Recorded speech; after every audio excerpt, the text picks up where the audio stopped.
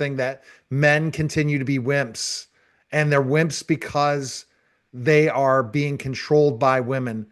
Is this a new thing, Dr. Gilda? It's as old as the Bible. However, Samson and Delilah, right? Let's keep Samson going. and that's right, Samson and Delilah. Yeah, it's as old as the Bible. However, there's a new twist.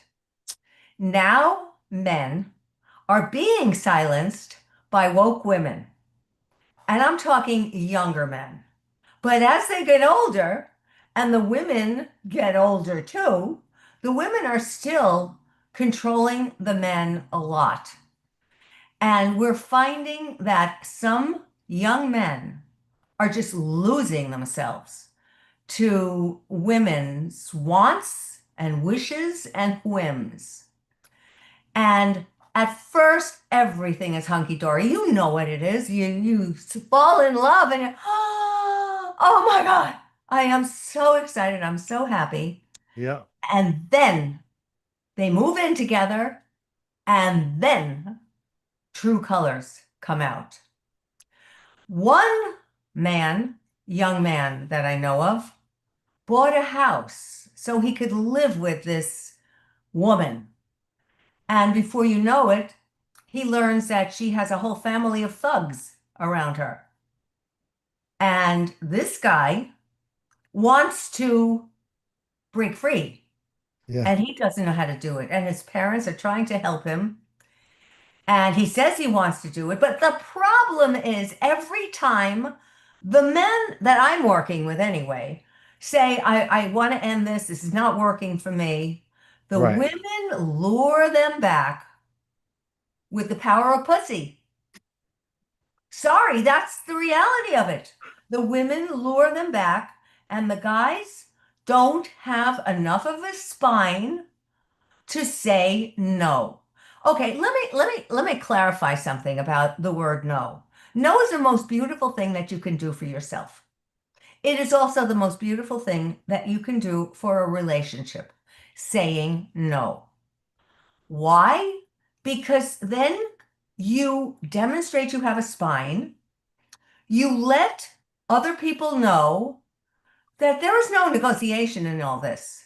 We go straight for the goal. My goal is not to be living with you anymore. Now that I found out who you are, my goal is to break free and make us both independent creatures.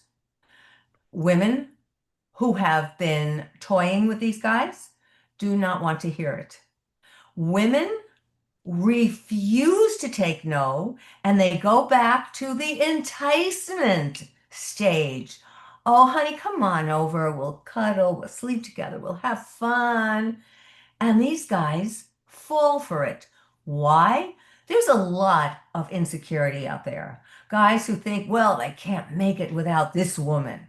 Guys who think, I'm so much better. At least I know her and I know some of the stuff that she's pulling. But the reality is that people are better being alone, as in solo, than to be connected to somebody who is controlling their every move, telling them what they can say, what they can't say. I mean, you don't need this. Nobody does.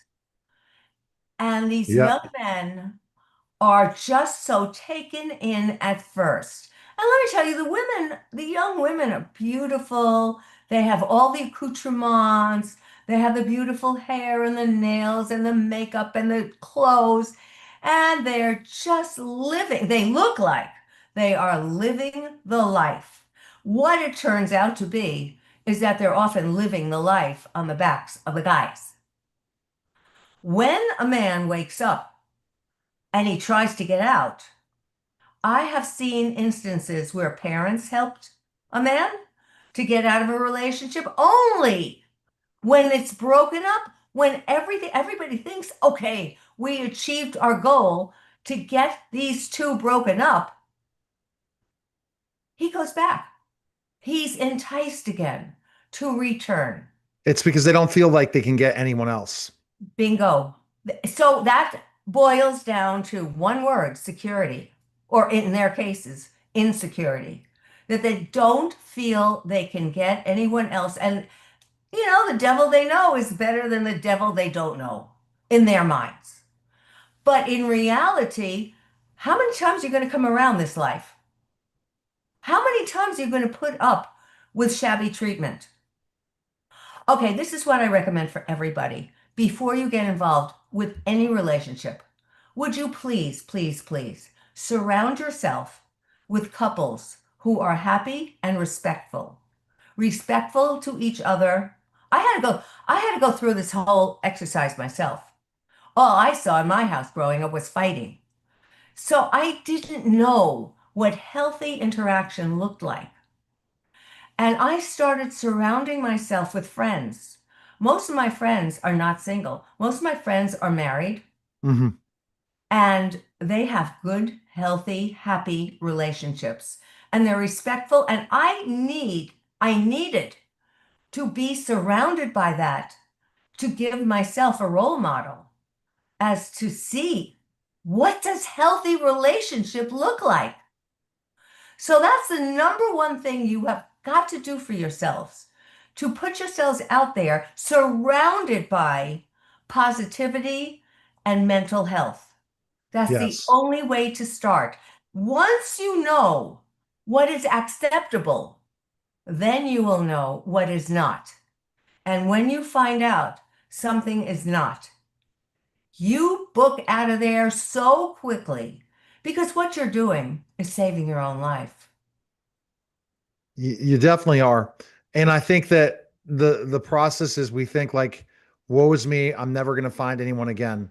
And that just proves the reason why you've attracted a woman like that is because you feel that you are not needed. You feel that That you're not whatever good she enough. says, and I'm going to do whatever she says, and I'm not going to do what I want.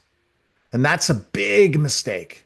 Big, big, big, big, big, because at one point it will eat at you. One point you will resent it. And when you do resent it, you will blow.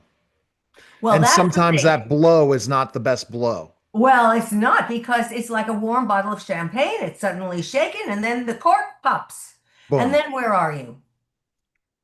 If you whoever you're with right now, if you're living your dream or you're getting at least live your dreams, whatever those dreams are, or have your things, then guess what? You have a relationship. If you don't, you don't. And if that person does not support you and your dreams, you are with the wrong person. 100%. Now, if And you that's why are, I figured that one out. well, it took 100%. us all. It took us all quite a bit of time to figure it out, right, Neil? Yeah, and it's because we're told we're basically to be the shouldn't care about ourselves, and that is the biggest Oh, the problem word with selfish crops up. Yeah. selfish. Yes. Yeah. Oh, you're so selfish. Oh, no, no, no, no. It all starts with capitalizing that I. I am Dr. Gilda. I am Neil. I am whoever you are. It has to be with a capital I because that's the message that you are sending other people. I am worthy. And I am a capital I. If you don't do that, and if you end up feeling as though you can't do whatever you have to do, you will attract, or you will be a lowercase I. And because we attract not who we want, but who we are, you will then attract the wrong person. Two lowercase I's trying to make it together, it's not going to happen. And I think that that uppercase I can help anyone go the right way because they're going to see or they're going to leave because they see it, they get it, they understand it. And that's the key, Dr. Gilda. Well, if you are a capital I and you look around at some wimpy guy, for example, a woman, she looks around at some wimpy guy who is a lowercase I, and she thinks, oh, wow, this guy's got money. He's going to give me everything and take care of me. And how long do you think it will last before you start resenting this guy? It doesn't Right. work. It And doesn't I work. think it goes back and Dr. Gilda is women are fine being alone. Men aren't. some You know that have what? chosen. I think we all need interaction, one way or another. You don't have to necessarily be married, but if you are with a partner who really cares about you and supports you, there's nothing greater than that. That's totally true. Okay. drgilda.com.